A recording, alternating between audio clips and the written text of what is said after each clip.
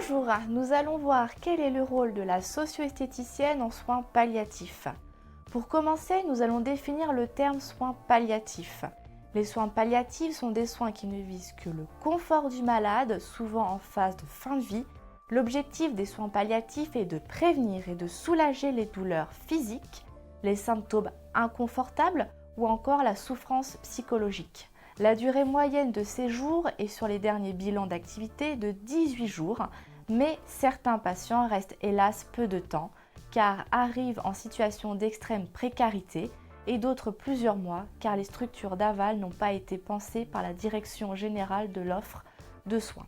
Certaines structures possèdent des unités dédiées aux soins palliatifs. Les unités de soins palliatifs sont des structures d'hospitalisation d'environ 10 lits accueillant pour une durée limitée les patients en soins palliatifs. Les USP sont constitués de lits totalement dédiés à la pratique des soins palliatifs et de l'accompagnement. Elles réservent leur capacité d'admission aux situations les plus complexes et ou les plus difficiles.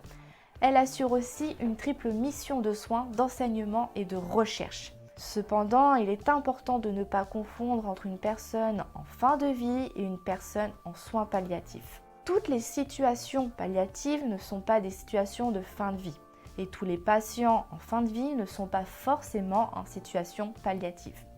On peut par exemple être en situation palliative d'une maladie pendant des mois voire des années.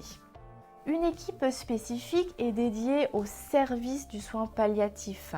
Les équipes mobiles des soins palliatifs ont pour mission d'apporter une aide, un soutien, une écoute active, des conseils aux soignants qui prennent en charge des patients en fin de vie dans d'autres services.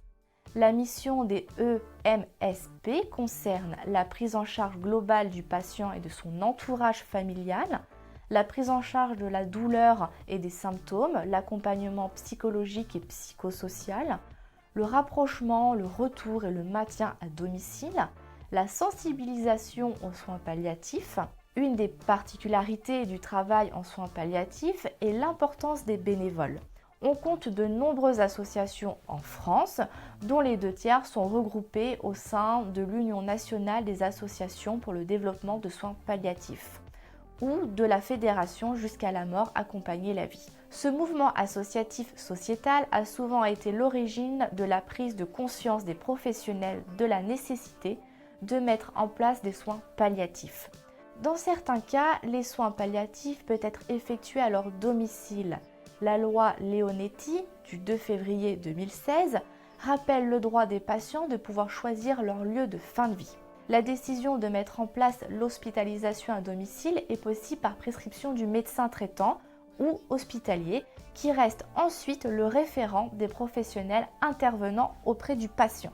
Comme le rappelle la Haute Autorité de Santé dans un document publié en juin 2016, la sortie de l'hôpital est organisée par lui et il doit s'assurer de l'information du patient et, avec son accord, de son entourage, de la continuité des soins par des contacts avec les professionnels de ville et, le cas échéant, de l'établissement d'hébergement pour les personnes âgées dépendantes, de contacter les services d'appui si leur besoin a été reconnu, de l'intervention suffisamment en amont du service social, de la rédaction éventuelle de directives anticipées et de la désignation de la personne de confiance, de la planification des dates et heures de la sortie et de la remise de la lettre de liaison au patient le jour de la sortie pour que la continuité des soins soit assurée, de prescription anticipée personnalisée disponible à domicile et de la transmission d'une fiche de liaison au service d'urgence.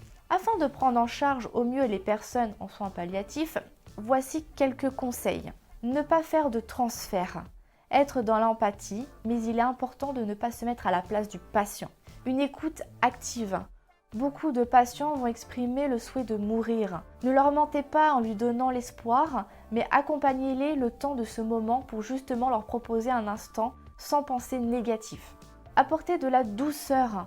En effet, c'est un passage de vie difficile pour les patients. Apporter de la douceur dans vos soins est un moment de confiance et de partage.